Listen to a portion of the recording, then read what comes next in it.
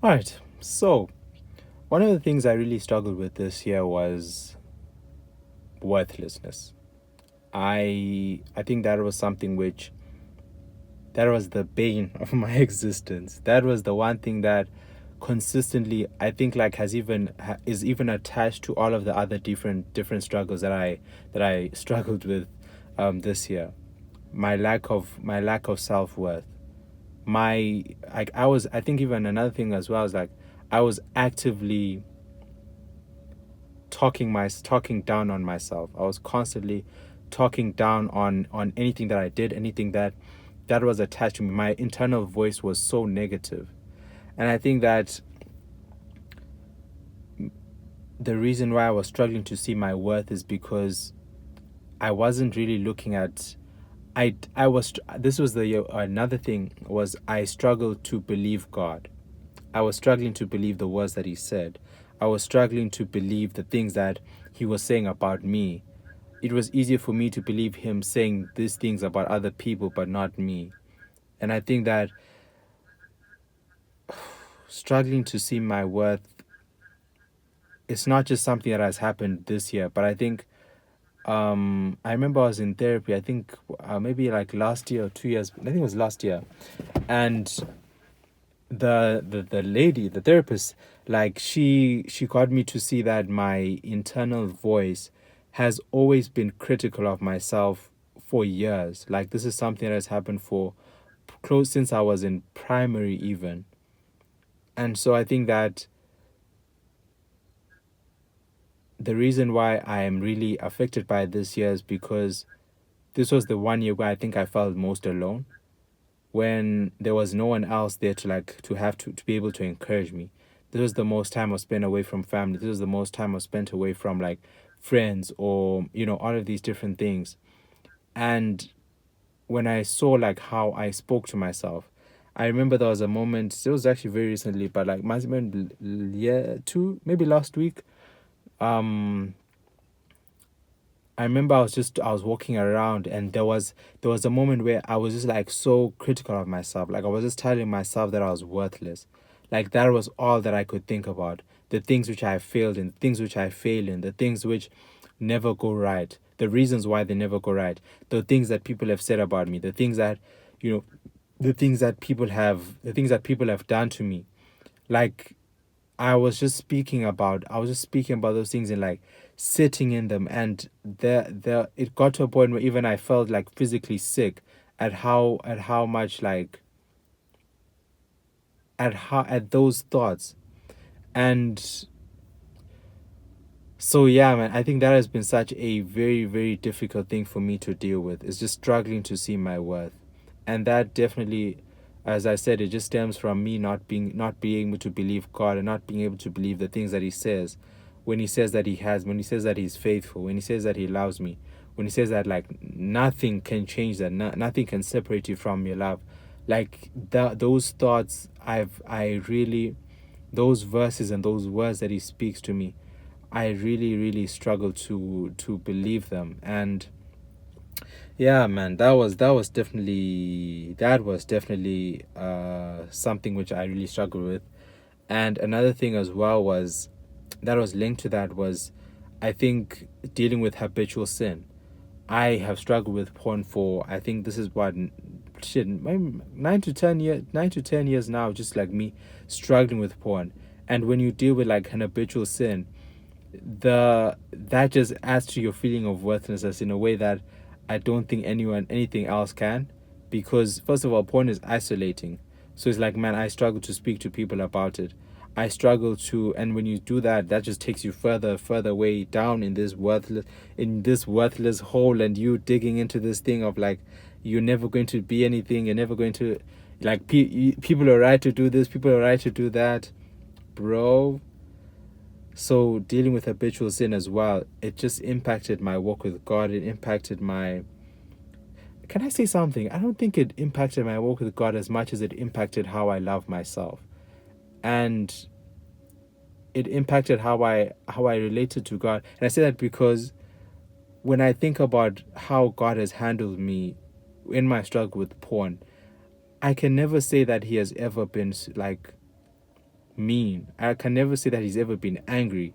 I can never say that he has been like, this nigga, what the fuck are we doing? He's never like, I've never felt that from him. And it's like, when I think about God and how he has dealt with me in my struggles with porn, he has always been so kind. He has always been so gracious. He has always been so merciful. There've been a lot of times this year when, after stumbling and falling into porn again, I'll just be like, God, I think that this is like, why are we doing this?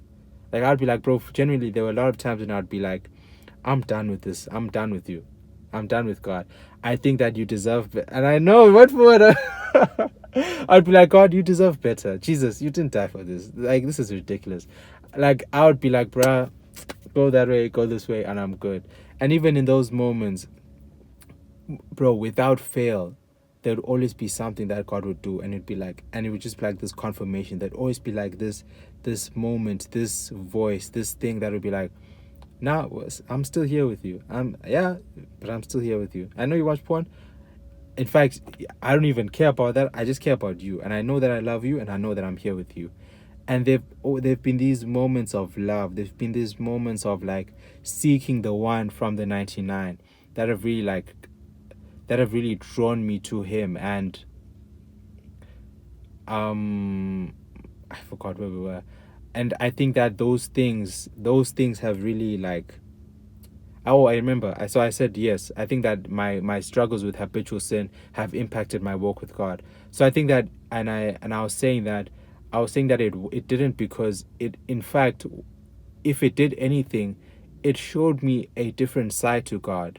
It showed me this beautiful side to God. It allowed me to see the depths of his mercy. It allowed me to see the depths of his patience. It allowed me to see the depths of his kindness. And so now, linking back to those feelings of worthlessness, it just goes back to me struggling with believing that. We're struggling with internalizing that, because when I struggle with my feelings of worthlessness, it actually takes me back to it takes me back to sin. It takes, because I'm trying to fill this hole. I'm trying to feel this identity. I'm trying to, put myself into, like, find something to just fill those holes in me. And so, man, that is something that I think I would, that's been, just in general, some of the things that have really impacted my walk with God and really challenged me, and also really opened my eyes as well. The next thing is living a mundane life. This year in particular, one of the things I struggled with was dreaming big. This was the one year where I really felt like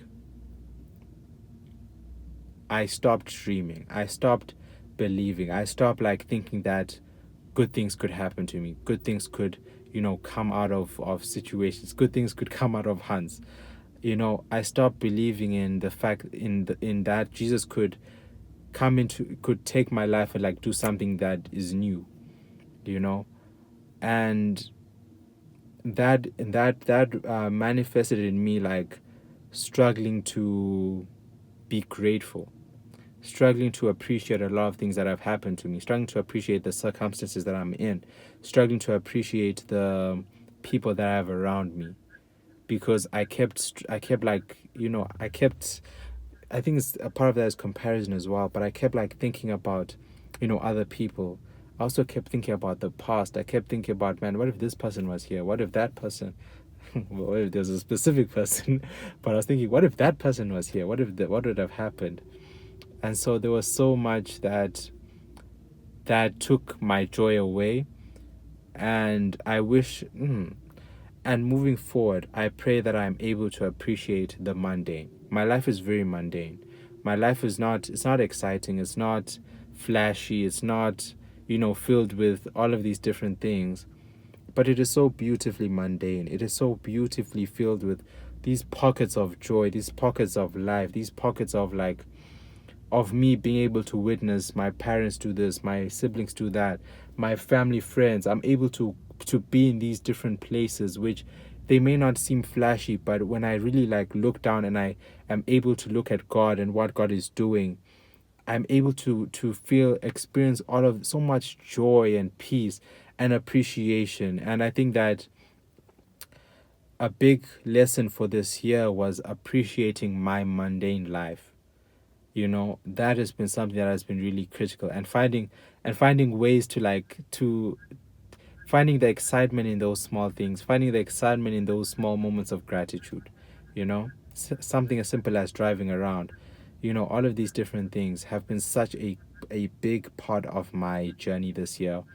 And even though I didn't start like that, I'm so glad that I'm learning in this, and I'm starting to like appreciate these moments. And that was another thing I wanted to speak about, which is like finding happiness, and how a lesson that I learned as well in my walk with God is like happiness is an emotion. And that means like it's a state. So like you can't stay in happiness. It's constantly going up and down and up and down. And a thing that has really another thing that has really been another pain in my existence has been trying to like hold on to like feelings, like trying to hold on to like, if I find something that gives me joy, I'm going to hold on to it as much as possible. If I find a moment that is like giving me joy, I'm going to try and hold on to it. No, that moment is going to pass. And I'm starting to learn how to like be comfortable with going through different seasons. Like, man, I may not be as happy, things may not be looking up, things may not seem like things are good, but like I'm still good. Like there's so much joy. Like my happiness is I'm allowing my happiness to go through those states, to go through those motions, to go through feelings of sadness, feelings of sadness, feelings of grief. Oh, yay. Yeah, I've had to grieve a lot, but yeah, feelings of grief, feelings of boredom, feelings of what else? Of those another thing has been feeling those negative feelings.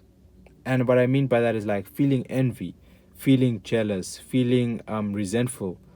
And a lot of these unfortunately have not been directed at people, but most of them have been directed at God. Like I've been struggling with God, like, God, why can't I have this?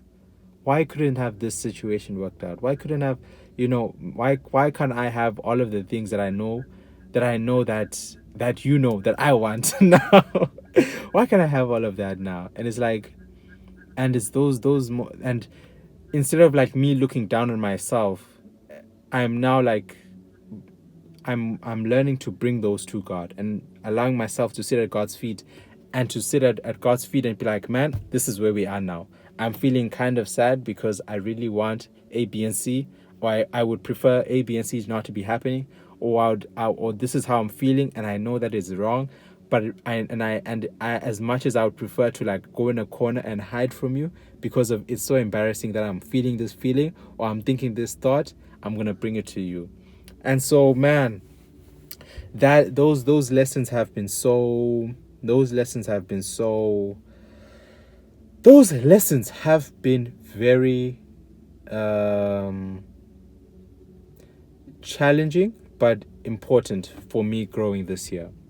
And a positive thing as well is, I said, growing wise. I think that one of the things about this year that I've really appreciated is that I feel like I believe that I've grown wiser this year. And a big up to God. Like, I think particularly in the way that I handled money this year, like I have done a lot of really cool things because of and that was because I chose to use my money wisely.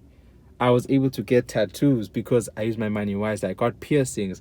I bought a basketball. I was able to like do a lot of these different things because I used my money wisely. I saved, which is something which imagine I saved. That's crazy. I'm thinking about like the past couple of years. For me to say like I've been able to save, that's crazy.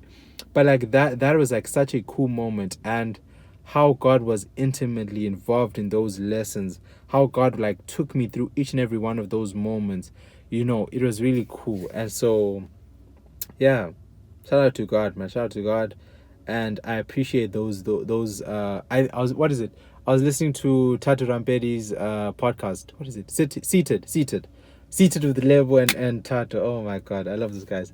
But he was talking about being in the academy of God, where like you are literally, God is like teaching you. God is like taking you through school, and that's literally like, I totally get that, because there've been so many things that God has done that is like, oh God, you want me to learn this lesson, and like we're learning this lesson, and it's slow and it's methodical, but it's like we have to learn it, we have to keep going. And so it's been really cool to see that, to see, his his handprint, or his handprint on my life as he's like molding me like clay. That's been really cool. um ha All right, yes, then the last thing, bro. Okay, the last thing was being tired of waiting. That's the last thing that I'm gonna speak about. Being tired of waiting, bro. This is a recent thing. God knows I am so fucking tired of waiting. God, I want a wife now. God, I want to be able to say I have a job now. God, I want to be able to say I have this now. I have a car. I have everything now. Why is it? As I said, I hope I said it in this video, but like I'm not a very patient person. So one of the things I'm getting so okay to calm down, just calm down. But okay.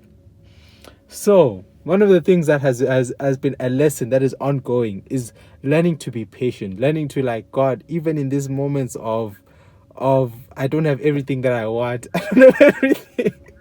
I don't have everything that I want. I'm still going to be. I'm not actually. I can't be patient on myself. I need you to help me to be patient. I need, what is it? The spirit of the fruits of the spirit. Father God, I need the fruits of the spirit in me.